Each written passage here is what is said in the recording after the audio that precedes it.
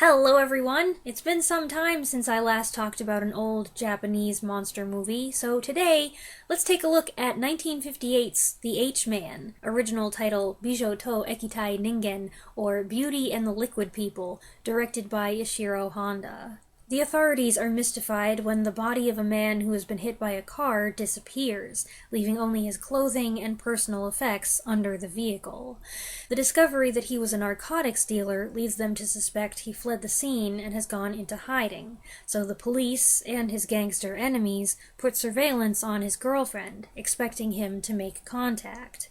However, a radiation expert insists they're barking up the wrong tree. He claims that what they're searching for is no longer a man at all, but a deadly gelatinous being, the product of fallout from a hydrogen bomb test. It's occurred to me that some of my newer viewers may not even know that I have covered a lot of these old Toho science fiction monster movies. Years ago, I went through the whole Godzilla series, and I've covered many other old kaiju films besides, so this is fond and familiar territory. And this particular movie was a rewatch. Many years before I was on YouTube, I saw The H-Man on Turner Classic Movies, and I remember I was quite impressed by it.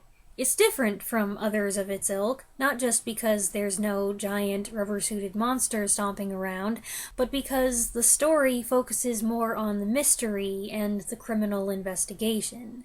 I've even heard the H-Man described as noirish, an assessment I kind of agree with.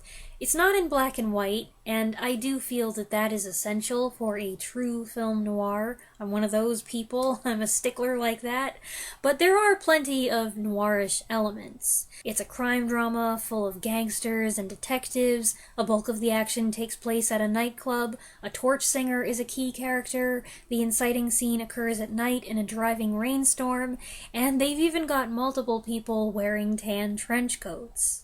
This was a Toho production, of course, and the creative team includes most of the usual suspects. It was directed by Ishiro Honda, produced by Tomoyuki Tanaka, with special effects by Eiji Tsuburaya. The music was composed by Masaru Sato, who later wrote that sweet swingin' score for Godzilla vs. Mechagodzilla. He also did Abira Horror of the Deep, also known as Godzilla vs. the Sea Monster, and Son of Godzilla, and his score here has some similarly jazzy moments, especially the diegetic music performed in the nightclub. One of Honda's most frequent leading ladies, Yumi Shirakawa, stars as the missing man's girlfriend and the nightclub's star singer.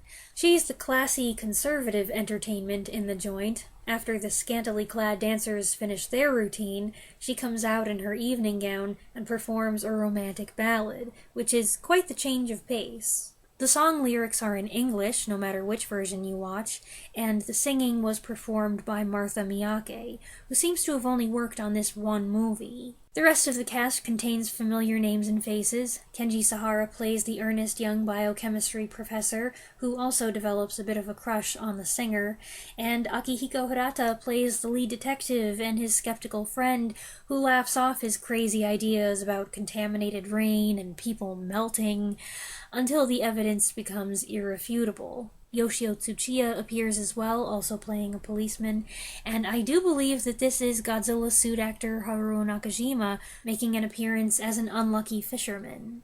I do find the story a little hard to keep up with in a couple spots, and there's one part that I've watched 3 times now, and I'm still not sure how it fits in.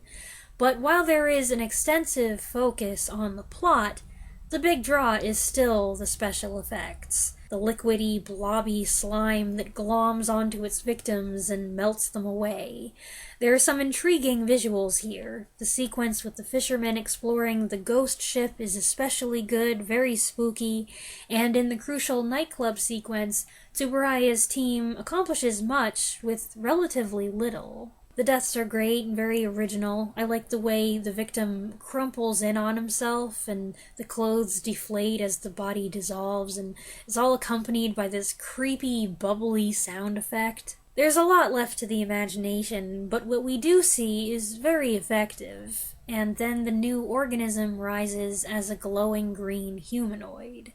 The middle section is the best part. What follows up to the end can be tense, but it feels weaker, primarily because there's not much to see. There's also a lot of wading through dark tunnels, and I get the feeling that they didn't exactly know how to defeat this gloopy adversary that they'd concocted.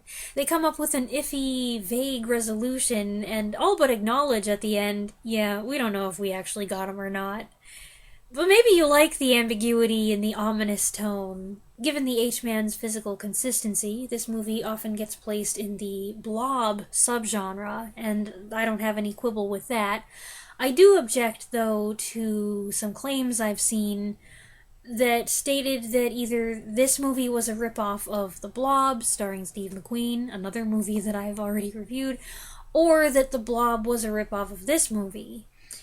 Based on their release dates, I find that extremely unlikely. The H-Man came out first, released in Japan on June 24th, 1958. The Blob debuted just a few months later on September 12th, 1958. And then the H-Man got its US release the following May. Now, the American movie-going public may have said, hey, this reminds us of The Blob, but they didn't know that it had come out a year earlier.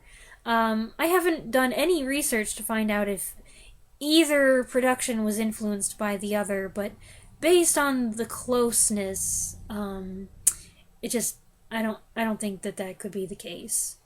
I could be wrong! I watched both versions of this movie. First, the English dub, because that was the only one readily available to stream. You can watch it for free on Tubi with an additional 15 minutes of ads. I don't object to the ads on Tubi. I feel like it's worth it to have free access to so many movies, but it does seem a bit much to have 15 minutes of ads when the movie itself is less than 80 minutes. Plus, on top of that, I wasn't impressed with the picture quality, and I didn't care for the dubbing. No surprise there, I never do. So I went digging and found the original Japanese version with English subtitles, but without interruptions, on that website, ok.ru. You've probably heard of it. The site always seems really sketchy to me, and I don't ever watch anything there. I think this is the first time that I've given it a try, and well, I'm still here. It seems to be okay, no pun intended. I feel kind of weird recommending it because, I don't know, it just seems questionable, but that is where I watched it. The original Japanese version is about 8 minutes longer and feels like a moodier film. The actors are playing it straight, and you can take them seriously as intended without the distraction of dubbed dialogue. I do believe the English dubbing was done by legendary voice actor Paul Frees. At least, I saw him credited on IMDb's full cast list as doing various voices, and he may have done all the parts. After reading Christopher Lee's autobiography, where he talks about dubbing all the voices in some European productions, including a woman, I could believe it. In an effort to make the characters more distinct, some of them sound very apple pie American, while others have thick accents that are pretty cringy, and frankly, either one just sounds wrong. I want to hear the Japanese actors speaking their own lines in Japanese! The subtitles do have a few weird typos, but if that's the worst thing about them, it's okay. I'll take it. Narrative-wise, the two versions aren't all that different. The edits in the American cut seem to be minor, yet I found the subtitled one easier to follow. It also somehow placed more emphasis on the plight of the unhappy girlfriend, and the clash between reality and the fantastic, as the police are forced to accept that they're up against something they can't fight with their usual weapons. If you're interested in watching this striking genre blender, I recommend going with the original Japanese version. It's just better. This is another long-awaited video that I'm finally crossing off my to-do list, and I hope you enjoyed it. Let me know what you think of this movie if you've seen it in the comments below, and I'll be back next Saturday with another review. Thanks for watching.